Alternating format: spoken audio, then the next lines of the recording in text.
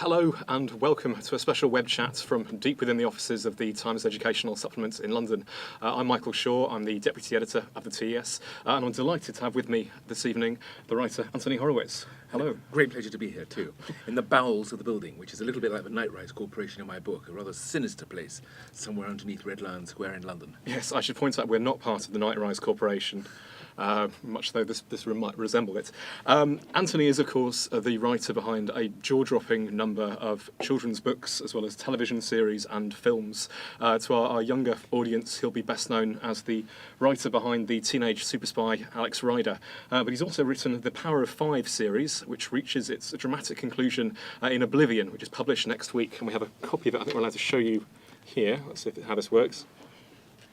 Yes. The first time it's been seen, actually, I think, on television. And there it is. Look at it. It's a very thick book, you may notice. A lot of pages to get through. And it has taken me a great many years to write it. But I'm very happy with the result. And the contents of it are top secret. I've had to sign all sorts of forms. Well, it's not quite as bad as J.K. Rowling's embargo, but the publishers have been very, very careful to keep it hidden. I don't know quite why. I mean, it's a book, and it's a story, and it's an adventure, and I'm still clasping it like a newborn baby, because whenever I get a new book in my hands, I just get still terribly excited to think, all that work, here it is. And it's also huge for children's books. Well, I hope young people won't find it too difficult to read. I mean, it's very pacey. Like all my books, it's all action, adventure, and chases and escapes. And everybody who's read it so far, young and old, have said that and you've read it, Michael, so you can say whether I'm talking nonsense or truth, that it is quite an easy read. It feels like a series of novellas almost, with stopping posts along the way, and it goes all over the world from country to country, and every time you travel to another country, you get a little rest. No, it's certainly a very, very action-packed book, but you've also written some very, very action-packed television series and films. You were the creator of Foyle's War, which is shooting at the moment. We're actually shooting the new season at this very moment in Dublin. So they're all out there. I was on my set last week. And you've written for Midsummer Murders, Poirot, Robin of Sherwood. Oh, you're going back a long time in time. Yes, I mean that's television a long, long time ago.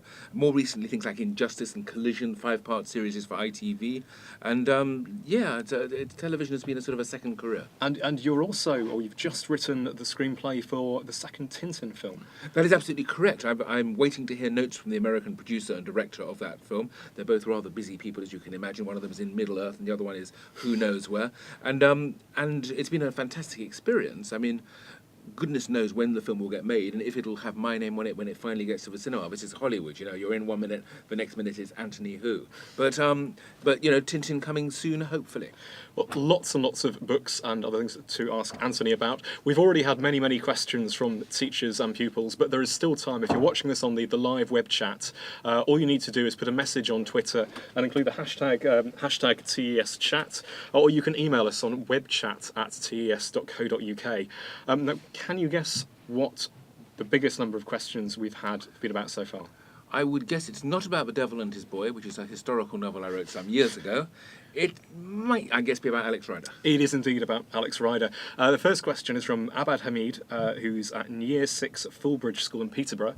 And he asks, was there a real person who inspired Alex Rider's character? Good question to start with, Abby. Thank you for that. Well, Alex Rider was based partly on James Bond. It was an idea. I mean, James Bond. It was based on simply this. So when I was going to the James Bond films and he was being played by Roger Moore, he got older and older and older. And by the end of the films, he was 57 years old. I mean, that's old enough to be Bond's grandfather. And I thought to myself, wouldn't it be great if Bond was a teenager? So really, Alex Rider came out of that single light bulb moment, and he's partly based on Bond. He's partly based on a friend of mine. A lot of the characters in my books are based on people that I know and meet. You could well turn up in a book, Michael. In fact, you already have, because you look a bit like the journalist in my Power of Five series. So if I'd met you beforehand, that's exactly what I would have done, is made the character based on you. So Alex was based on a friend of mine, the son of a friend of mine, that is to say, and that's what I do. I take a little bit here, a little bit there, and I piece the characters together. And Laura J. Holder, who's an English teacher, she's written to say that she's interested to know what your favourite Alex Rider story is and why. Stormbreaker, the first book, is always focused upon by people, but the rest of the series is a lot more interesting, she writes. Well, Laura, I don't disagree with you, and thank you again for that question. I think that the Alex Rider series did get better and better as it went on. I mean, that was the plan. I tried with every book to make it better than the one that had gone before and different from the one that had gone before, and to keep it sort of moving forward. And that's the reason, incidentally, why I decided to stop. But there would only ever be 9 9 books. And the reason for that was I didn't want to get into that situation where you were simply churning out books to get the paycheck at the end of the month and writing a book that would disappoint, the readers. It's the worst thing I could have done. I think my favourite in the series is probably Scorpio, the 5th one, where everything seemed to come together and suddenly Alex stopped just being a hero and became a much more complex and interesting character. I love the villain in it, Mrs. Rothman, the first female villain I created. And I think that Scorpio introduces really the sort of the last 4 or 5 books that are all sort of based on what happens in that one. So it's my favourite. Excellent. Diane Hallis, who's another teacher, asks, are there any more Alex Rider films in the pipeline? What about a female teenage spy as a main character? Certainly no plans to write another teenage spy series with a female in it. Great idea though it is. It's not for me to do that. I think I'm sort of hung up my gadgets and my guns for the time being. And there are no further plans for a film at the moment. It's disappointing. I go to Hollywood a lot and I talk about Alex Rider, but I think the sort of the spotlight has moved on, and things like Twilight and Hunger Games, that slightly older demographic, dystopian and more fantastical, seems to be what Hollywood producers are looking for at the moment. But I live in hope. Maybe one day, maybe in 10 years' time, who knows? I think the books would make great films, and they're ripe for filming, but it's just a question of waiting and hoping a producer bites. So what was your experience of adapting Stormbreaker for the screen? It was mainly happy. I think it was an exciting experience. The best thing about films, for me, and I'm talking to a teacher here, and I'm sure that any teacher would agree, is that films get kids reading. If kids go and see the film of Stormbreaker or the film of Hunger Games, they then go and search out the books. And I often thought that the film of Alex Rider was, in a way, a sort of a 90-minute commercial for the books, which I don't think the producers would have liked that thought, but I was happy with that. It was an enjoyable experience. I mean, the film was not a total success. If it had been, there'd have now been several more made, but nor was it a total failure. It was one of those in-between films. And, I work in film a lot, and making a film is a lot about luck. It's a lot about the toss of the coin of, who plays Alex, who directs, what's the weather like, what's the weather like when the film opens, even. We came out opposite Pirates 2, which turned out, to Pirates of the Caribbean 2, that is, it turned out to be one of the most successful films ever made. And that did us a lot of harm, because families with the budget to go and see one movie had the choice of doing 150 minutes of Johnny Depp or 86 minutes of Alex Pettifer. Alex was great, but it wasn't an even contest. Well, I think you have Bill Nye in your film, which is much better. But not for all 86 minutes, alas. You don't forget that you can still send in your questions if you tweet them to #TES chat. The 5 best questions we receive will receive signed copies of Oblivion, which we can show again. The favourite questions I've seen so far, though, have been from Daniel, who's aged 8. I've got 2 questions from him to pass on. Has he already won, then? I think he's already won. Oh, right. Well done, Daniel. One of his is, you've used lots of gadgets in your series, like the exploding gel pens inside his pencil case and Bubble 07. Gel Ignite, get it? Gel yes, Ignite. Gel Ignite pen. What was your favourite and why? My favourite gadget, I think, of all of them, the gadgets always had to be non-lethal. They had to have a smile to them, and they had to be realistic. They had to work, basically. I always thought that the Bond films were slightly spoiled by the invisible car, which was just silly. We know it can't exist.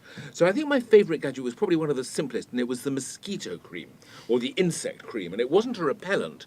It attracted them. And Alex managed to spray someone to somebody or smear someone to somebody, and they were then attacked by 10,000 mosquitoes and bugs and all sorts of things. And I just always liked that, because there are so many people I know who I wouldn't have minded smearing with it. So that's probably my favourite. Excellent. Daniel has another question that might sound a bit harsher, though I stress he might lose his book in that case. It is. I've noticed that you repeat favourite phrases, sometimes within a few pages. Do you do this on purpose, or does the editor just miss this repetition? Gosh, Daniel, it's a very interesting observation, and one that hasn't been thrown my way at all, and very deserving, incidentally, of a book. I think it is quite difficult. When you've written as many books as I have, inevitably you do fall into certain speech patterns. And it's not just that. If you think about it, if I say somebody falls unconscious, Alex Rider is hit on the head with a sandbag and he falls unconscious, how many different ways can you think of to say somebody falls unconscious? Suddenly everything went black. They fell backwards, they remembered nothing. The next thing they knew, they were lying on the floor. I'm already running out. And so inevitably you end up repeating yourself, particularly if you're writing the same sort of book. The Alex Rider books are spy fiction.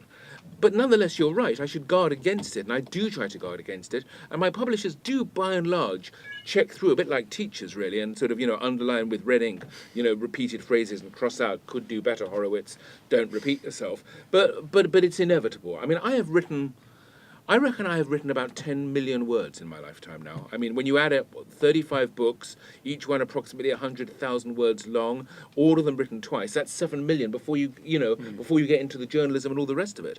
So it's inevitable that the same words in the same order turn up from time to time. And do you also sometimes deliberately limit your vocabulary to make it more accessible to younger readers, or do you try to avoid that? That's a very good question too, Michael. You get a book now as well. That's another very good question.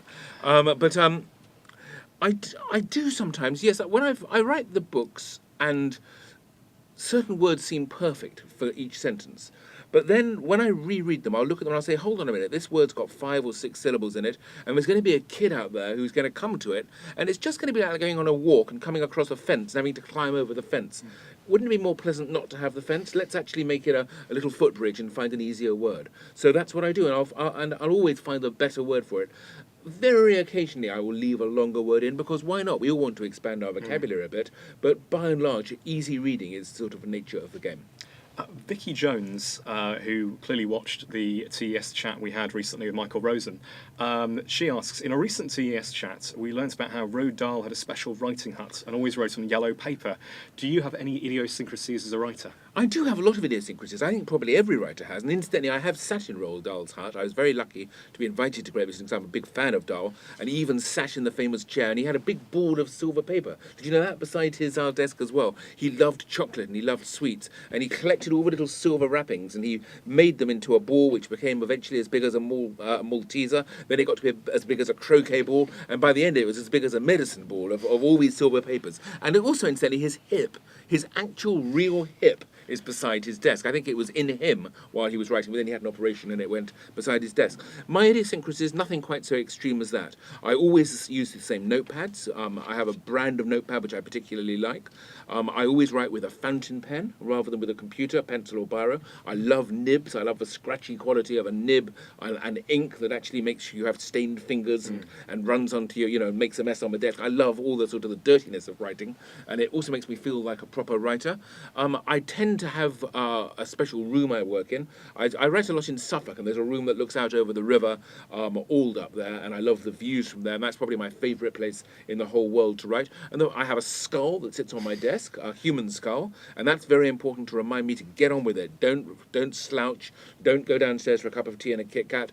Keep writing, because quite soon you're going to look like this, and so that's quite an important thing. And the other thing is that I surround myself only with things that inspire me. So everywhere I look, there's Tintin posters. I'm very inspired by Tintin. There are little bits and pieces out of the Alex Rider films. I have a Stormbreaker computer from the movie on my desk. I have another of my favourite gadgets is the exploding bubble gum. It's called, I forgot what its name is now, 007. Oh, very good. I could have quizzed you. And that's sitting there. So everywhere I look, I'm reminded to work, and so that's how I do it. But you also get out of the office sometimes, because certainly with Oblivion, it sounds like you've had an excuse to travel around the world visiting some of these locations. Oblivion is set all over the world. I mean, I should say to those of you who haven't come across the Power of Five series, it's a standalone book, and you don't need to have read the first 4 to understand or enjoy this one. You'd agree with that, Michael? You've read it. I've not read the first 4, and the final one made the first sense. Yeah. So that's great, and it's set all over the world. It starts in England, it then moves to New York, and it goes to Brazil, to Milan, to Naples in Italy.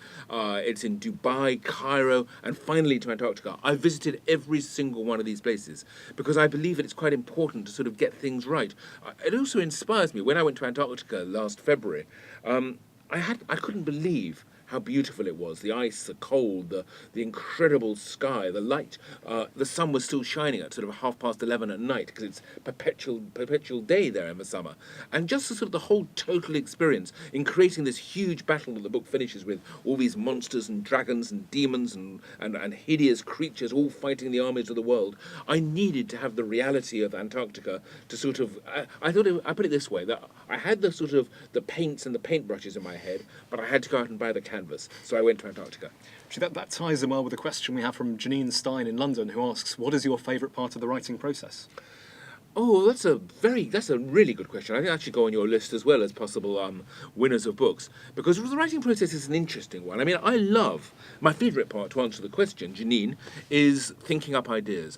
I get such a buzz. Ask any writer. The moment when you have an idea and you begin to think, I'm going to spend 2, maybe 3 years of my life working on this idea. But it's such a fantastic idea, I can't wait to get home and start writing it and thinking about it and researching it. So the process is that's the moment of truth, the moment of excitement, the moment of inspiration. But then I go out and research, and that's a lot of fun too. Trips to Antarctica, trips to Cairo, whatever. It's a great way to have a holiday, because it's working holiday. And I'm not one really for just sitting in the sun doing nothing. I like to be out there, using my experiences. Then there's the sort of the planning the book. I structure everything very, very carefully. Any teachers listening, I'm sure you tell your students often to think 1 minute before they start writing and then write, that a minute spent planning saves you 20 minutes in the writing. Teachers, I'm sure, do say this because I've been to schools and I've heard it. And then there's the actual writing process itself. In some ways, I love that. I mean, I love the whole thing. I love writing. I love every aspect of it. But that's the most solitary bit. That's when I'm by myself in my room, whether it's Orford or whether it's London. And, it's lonely, that bit of it, not talking to anybody. Sometimes when somebody rings up and tries to sell me a kitchen, one of those cold calls, I'll talk to them for half an hour, just simply because it's company. Yes, I'm quite interested. Tell me more about these Norwegian ovens, that sort of stuff. So the writing process can be a bit down. Then there's the bit when you send it to your publisher, and there's the excitement of their response. Will they like it? Won't they like it? And then you finally arrive when the book comes. And again, I can't tell you, I love holding my books. I still get I can't stop myself. Just, that came out of there. Do you realise? It's exciting. And that's been gestating in there for about 30 years. This one, as it happens, yes. This one took a long, long time to finally emerge. But then the final part of the process is the process I'm in now, which is the week before publication. And I'm scared. Are you going to buy this book? Are you going to borrow it? Are you going to read it? Are you going to enjoy it? Will you think it's as good as Alex Rider? I think it's better in some ways. But will anybody like it? And that, to me, even now, I've been writing professionally for 30 plus years. I still am as nervous now as I was 30 years ago. Because you originally wrote a version of the Power of Five series back in the 1980s, and then you returned to it again in the last 10 years, and you've refreshed it, written it anew. But this fifth book, you wrote the first 4 books, but you'd never got round to writing the final 5th conclusion. It's an unusual thing for a writer to do, which is to revisit work that you had done. But what happened was, the first 4 books that I wrote more than 30 years ago, they were good, but they weren't great. And they were also written pre-J.K. Rowling, when children's fiction or books for young people were very much in the sort of closet, as it were. They were sort of, forgotten. They were that nobody really cared. And so the books only did so well. And I always thought there was something in them, so I did revisit them.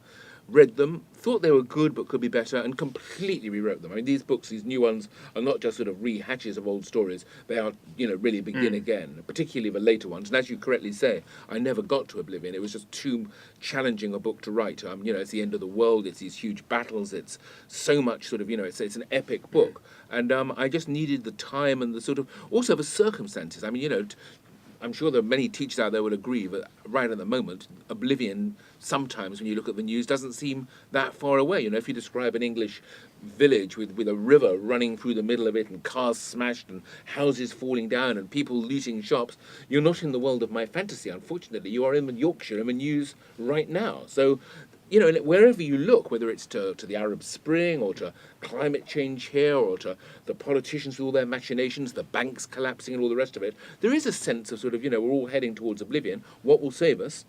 Young readers, the young people in schools who are going to sort of make up for the mistakes that we have made. I'd love to ask you about some of the real characters who seem to make cameos in Oblivion, but I won't, because instead we have a question from Colby in Nebraska, who's managed to tweet in during this. Nebraska? Wow, that's a long way away. And asks, are you going to write a new series?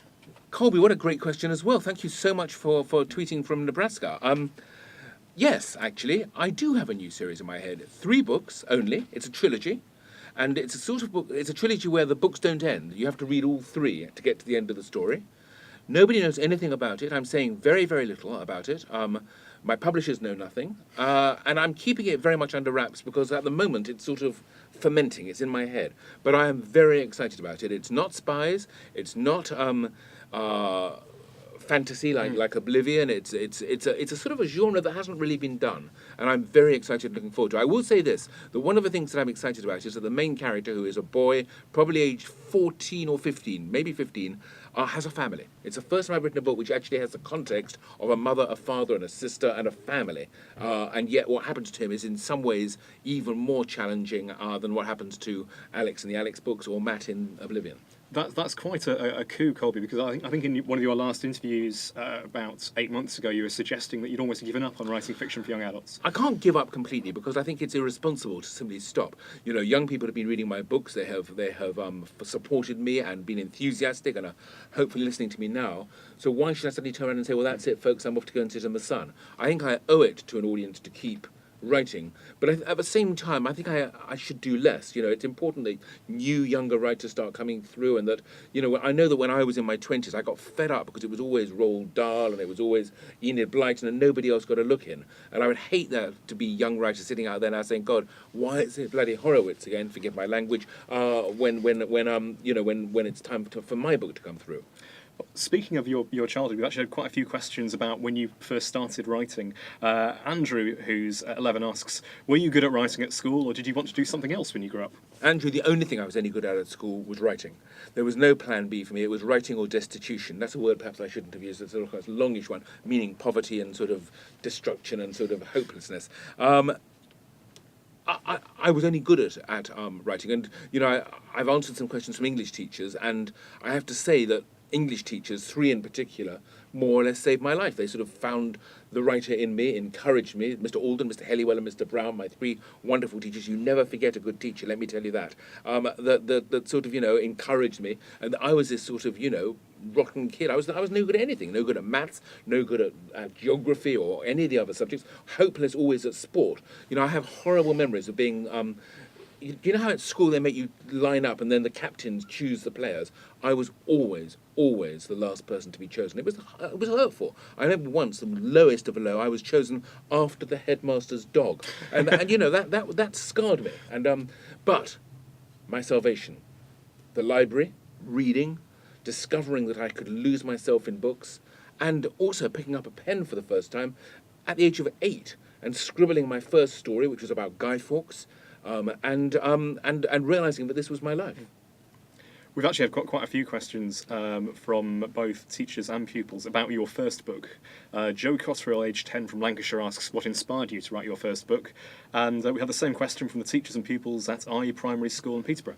I think that, well, the first book that was published by me was a sort of story of a very unpleasant, rich little boy, and I suppose my own life, to a certain extent, inspired that book. But what inspired me to write was just simply that wonderful moment of picking up a pen, and even now, forgive the noise of the microphone I probably just made, but even now, having a pen in my hand, I feel complete when I'm holding a pen. And that was the feeling I found aged 8. You know, everybody at school, people think that school should be about, you know, getting jobs and passing exams and all sorts of things, but really what school is about is just finding that one thing in your life that makes you excited and happy, and then doing it for the rest of your life. And as I say, in my case, it wasn't a big choice. It was writing or nothing.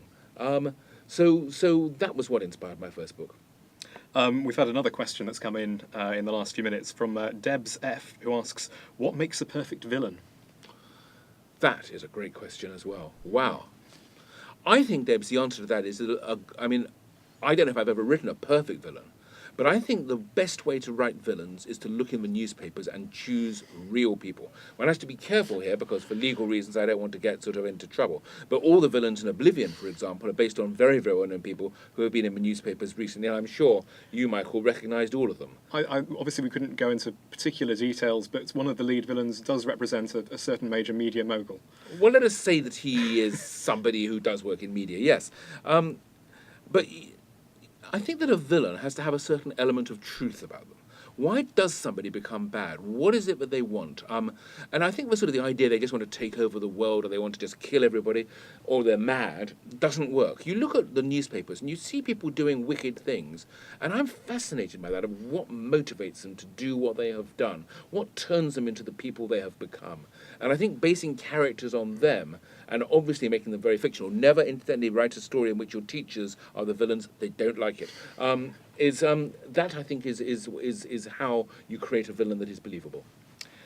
Charlotte Liu, who's a teacher and not one of the villains, she asks, which of your own books is your favourite? My favourite is Grewsbury Grange. I've read it so many times as a child. Oh, that's so kind of you to say that. Thank you so much. People have forgotten Grewsbury Grange, although you know it's still in print, 30-something years after I wrote it. And I love that, and the sequel instead, Return to Grewsome Grange. I loved writing them, and I would have perhaps gone on writing them, except that somebody else had the idea of doing a boy in a school learning magic, and that sort of rather took the ground away from beneath my feet. My favourite, is the question, what's my favourite book of them? It would have to be Stormbreaker. I mean, Stormbreaker changed my life. It introduced Alex Rider. It was the start of a huge series that has really done a great deal of good for me. So it's not the best of the Alex Rider books, but it's always been my favourite. What's Aliyah Hayder from Peterborough asks, which is the book that you're most proud of? And is that Stormbreaker as well, or is that are you No, proud of it? I think the book I'm most proud of is Oblivion. I think it is my most sort of serious and my most my deepest book, if I can put it that way. I mean, I get worried talking about it like that because a book doesn't have to be serious or deep, and in fact shouldn't be. It's an adventure, it's chases, it's excitement, it's explosions. That's what I do. But it's also got a lot of thought in it about the world as it is now, the world, the way we're going, what's gone wrong with the world, why we're heading towards oblivion. And I think it's just, people who've read it have been impressed by its scope, and so I'm pretty proud of that. Del Rowland, who's a Year 5 and 6 primary teacher, he asks, when can we expect another Diamond Brothers adventure? Oh, Del, thank you for asking that.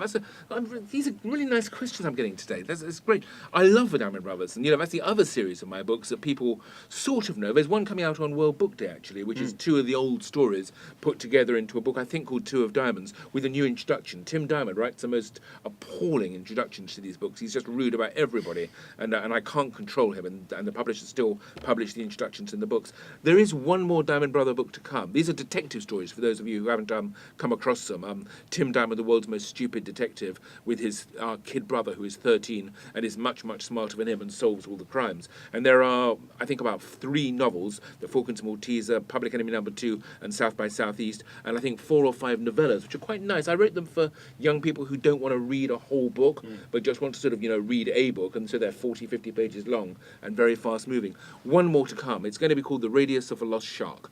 It's all the films of Steven Spielberg thrown together in a sort of a fantasy set in Australia. We've actually got another question relating to the Diamond Brothers. This is from Miranda, 10, in London, and she asks, your writing style varies, e.g. Power of Five is quite formal, but the Diamond Brothers series is more chatty. Is this deliberate, and how do you decide on your tone? Wow, Miranda, that's also interesting. That's a question. That's a very good question, I think. The tone changes for the books. That's the truth of it. I mean, I'm sitting here, I noticed on the table here we've got my adult novel, The House of Silk, which is written in the voice of Arthur Conan Doyle and reads like a Sherlock Holmes novel. And that was a very deliberate attempt to change my own voice for that. But by and large, when I'm writing a book like Oblivion, which is an epic end-of-the-world adventure, the voice has to be... Well, the voice actually has not... The voice has to be sort of strong, if you like. When I'm writing a Diamond Brothers book, which is just sort of japes and chases and sort of crazy sort of detective stories, I can throw in ridiculous jokes and have much more fun with it. Jokes wouldn't work in Oblivion. It's too serious a subject to take any major jokes. And Alex Rider too, very short on humour and very high on sort of technical stuff and knowing about weapons and being very accurate in the writing. So you sort of adapt your voice a little bit for whatever genre, whatever sort of world you're writing for. But I think by and large, if you took all my books, I would like to think that you could probably recognise something similar in all of them, because that's me. We've had a question from a head teacher. Oh, This is right. from Jeff Barton, who's also one of our columnists, but must be watching this right now. He asks, I remember you saying you grew up reading Willard Price novels. I did too. Can we campaign to make them fashionable again? Jeff, that's great. Thank you for that. And I don't think we need to, because actually Willard Price is coming back. What's extraordinary about Willard Price, and again, for those of you who don't know them, he's sort of whale adventure, elephant adventure, tiger adventure, cannibal adventure, always the word adventure. Wonderful books about 2 brothers having adventures all over the world and pursuing animals, and there's a lot of natural history in them. Price was a Canadian natural history expert, and I loved these books at school. They're coming back, they've got new covers, and they're being relaunched. They've never been out of print. In all the years that I've been writing, they've still been around, which does tell you something about these books. I have a feeling I'm even on the cover of them, saying how much I like Willard Price. You know how they put authors onto covers, and I have a feeling they put a quote from me on some of them. So I think they will come back, and hopefully with their new sort of livery, they will make themselves trendy once again. Michel Paver, incidentally, the author of Wolf Boy, was also a great fan of Willard Price. And when you first came across these books, was it in a library? Yes, when I was at school, my rather unpleasant prep school in North London, one of the things that used to keep me going, and I still remember it vividly, is waiting for the end of the year for the next Willard Prize. And when I write a book, I always remember that because I want young people who read my books to have that same expectation and never to be disappointed. And Price never disappointed me. Well, that leads us on to a question we have from a parent, James Abella, who says, "My son is doing a poster to encourage people to come to the library. What would be a good slogan?" Oh, that's not fair. I mean, it's his slogan, not mine, and I'm not sure I can just come up with a slogan immediately without sitting and thinking about it. Can you think of one? I think it'd be immoral to help him with his I choosing think the homework. that's the answer. It's his work. He should do it. That's right. But obviously, we wish you luck with any project that encourages people to go to a library. It's a good idea, yeah. Blake Williamson asks, "Why do you think your books have become so popular?" Tricky one to answer, Blake. First of all, it didn't happen overnight. I mean, I wrote for 10 years before I wrote Alex Rider. And then I wrote the sentence, "When the doorbell rings at 3 in the morning, it's never good news." And with those words, everything took off. And I think I found in that book, I unlocked something that just simply worked. And what it was a sort of, I stopped writing children's books. I never called them children's books anymore, and began to write something a little bit more like adult books for young people, sort of thing. That doesn't sound too sort of peculiar as a description, that these books were more serious. They didn't sort of invite children to sort of, oh, this is going to be fun. They were more tough. And I think that was part of it. But the actual answer to your question is why did my books become successful? The two most important things in a writer's arsenal: luck and timing. It was the right book at the right time. And never let anybody say anything different, because I think every successful book does have an element of those. Of course you need to write well, and you need to have good characters and good ideas and good stories, but at the end of the day, luck and timing have to be on your side. And I think I wrote Alex at exactly the right moment. We've had a lot of questions from girls as well as boys, but you're very well known for encouraging boys to read more than they might usually do. Was that something you deliberately set out to do, to attract boys, or were you... Absolutely not. I don't write with boys particularly in mind. And I think it's great when I meet girls who like my books, and there are plenty of them, I know, because of the emails I get and everything else. And, I'm on Twitter as well, and I get girls tweeting me all the time. So I think that it's a fairly even distribution, in fact. I don't ever think of an audience when I'm writing my books. I don't think of children particularly. You were asking me earlier about language and such. Occasionally I will change a word to make it easier to read the story. But at the end of the day, what I'm doing is writing stories that I believe in and which I'm excited by. I'm writing to an extent myself, a child that I once was, and of course, all those years ago I was a boy. So there is that element of it in there. And there is also something you have to say, which is that although girls are very happy reading about boys, boys are often less happy reading about girls. And so it makes sort of sense, if you want your stories to be read by as many people as possible, to have a boy character. Obviously that's not completely true. Look at Jacqueline Wilson with her huge following, but it is mainly a female following, whereas my following, the people who read my books, I think come from both sides of the spectrum. That's true. While the Twilight books be read almost the majority of girls, certainly. I think so, yes. We've had a number of questions from people who want to be writers themselves. Ali Witter asks, "What do you think makes a good book?" And Daniel asks, "Can you give me any tips on being a good author? I've already written loads of stories." Well, Daniel, keep writing. That's the first tip I would give you.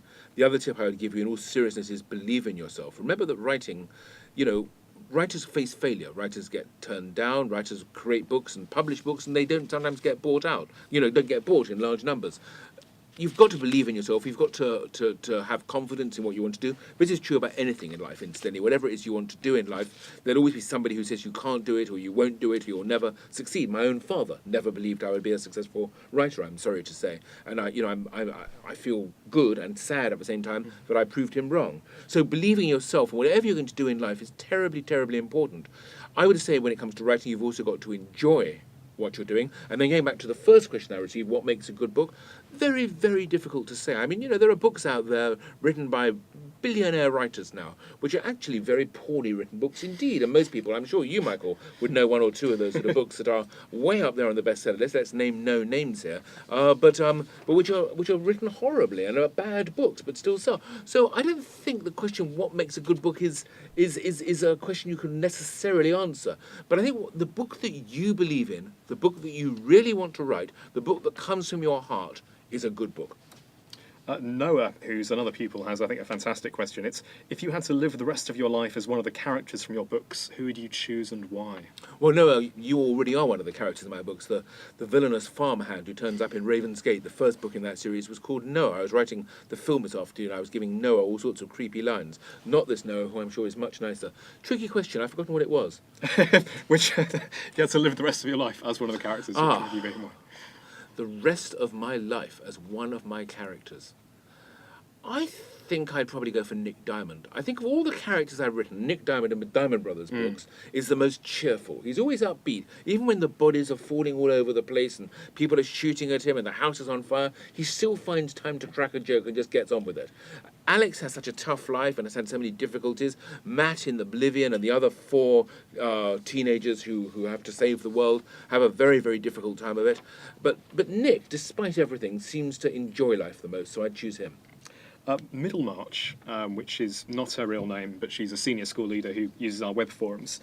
She's written in to ask and say, I'd like to ask who he thinks the best modern novelists still alive are. For adults, I mean, my favourite, again, I would be loath to use the word best because it's so difficult to make these judgments, but I can say that the writers that I most admire are Ian McEwan. Kazuo Ishiguro, I think, is an absolutely brilliant writer. I can't wait for the next Tom Wolfe novel that's about to come out from America. I hope it's better than the last one, which wasn't so great, but I still think he's a very, very good writer. Colin McCarthy, I think he's a... Do I mean Colin McCarthy? No, he's a director. Who wrote The Road? I'll put you on the spot now. You have.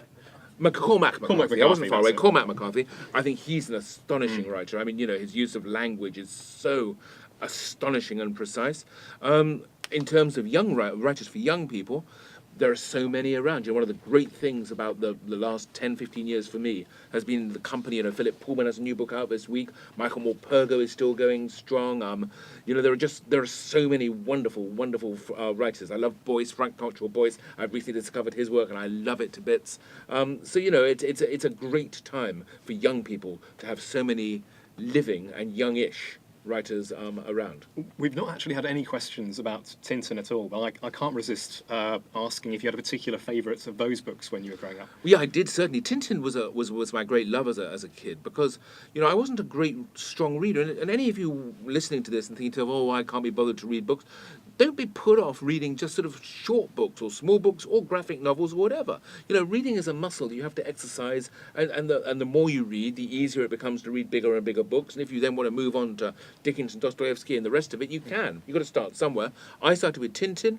My favourite books were almost certainly The Temple of the Sun and The Seven Crystal Balls, which I think is his best story. A lot of the Tintin books don't have terrific stories. Wonderful characters, beautiful art, lots of good jokes, and they're fun to read, but the best story are those ones, set in Peru. And the reason why the second book in this series, you know, of the Oblivion, the Gatekeeper series, is set in Peru, it's called Evil Star, is entirely down to Tintin. And when I wrote the book and had to invent a lost Inca city up in the Andes, although I had actually walked across the Andes and visited Machu Picchu, on my desk for inspiration I had open Prisoners of the Sun.